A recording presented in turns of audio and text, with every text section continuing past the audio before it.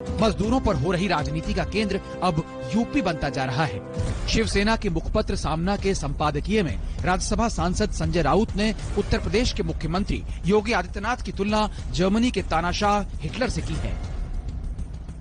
CM योगी के UP में प्रवासियों के खिलाफ दिए गए अत्याचार यहूदियों के खिलाफ हुए अत्याचारों के जैसे हैं। देश भर से आने वाले मजदूरों को उनके मूल स्थानों पर जाने की अनुमति नहीं है। महाराष्ट्र सरकार का दावा है कि वो मजदूरों की घर वापसी के सारे इंतजाम कर रही है। 481 ट्रेन अलग अलग राज्यों में मजदूरों को लेकर जा चुकी हैं। 32,000 से ज्यादा राज्य सरकार की बसें जा चुकी हैं। करीब 4 लाख मजदूर रवाना किए जा चुके हैं। लेकिन इसके बावजूद महाराष्ट्र के स्टेशनों पर न ही भीड़ कम होने का नाम ले रही और न ही पैदल निकलने वाले मजदूरों की संख्या कम हो रही है। उधर यूपी सरकार लगातार दावा कर रही है कि वो मजदूरों को सारी सुविधाएं दे रहे हैं। एक भूखा बच्चा ही अपनी मां को ढूंढता है। यदि महाराष्ट्र सरकार ने सौतेली मां बनकर भी सहारा दिया होता तो महाराष्ट्र को गढ़ने वाले हमारे उत्तर प्रदेश के निवासियों को प्रदेश वापस नहीं आना पड़ता। आज का जो ये माइग्रेंट लेबर की जितनी समस्या आ रही है, जो लोग आ रहे हैं, तो इनका शेल्टर होम तो हम लोग ने 12-13 लाख तक बना चुके हैं। पॉजिटिव केसेस के लिए जो L1, L2 फैसिलिटी हमारी है वो लगभग 75,000 बेड्स का हमारा तैयार हो गया है और हम प्रयास कर रहे हैं कि इसी महीने के अंत तक उसको 1 लाख बेड तक पहुंचा दें। उत्तर प्रदेश सरकार और केंद्र की सरकार पूरे देश के लिए, पूरे श्रमिकों के लिए और जितने भी जरूरतमंद हैं उनके लिए हर संभव प्रयास कर रही है।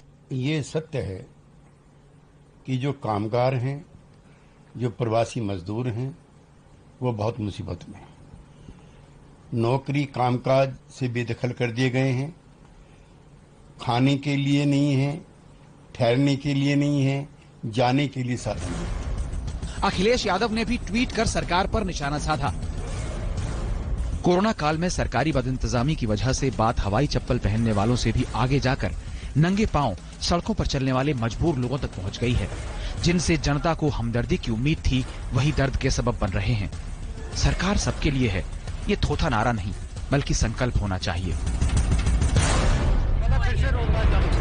इससे पहले राहुल गांधी मजदूरों का हाल जानने पहुंचे थे, जिसे वित्त मंत्री निर्मला सीतारमण ने ड्रामा करार दिया था।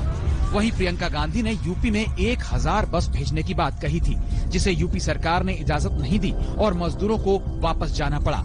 लेकिन जिस राजस्थान सरकार ने यूपी बॉर्डर पर बसों का रेला लगा दिया था, वहां भी मजदूरों का हाल बेहाल है। आटा पानी नहीं है, 5 आदमी खाने वाला है तो कुछ नहीं है। जारी कर दिया और घर में कुछ है ही नहीं खाने पीने का और किराया भी चढ़ गया हमारा 3 महीना का और कुछ नहीं है। काम नहीं मिल रहा है। काम बिल्कुल नहीं मिल रहा है, कम मिल रहा है, कभी कभी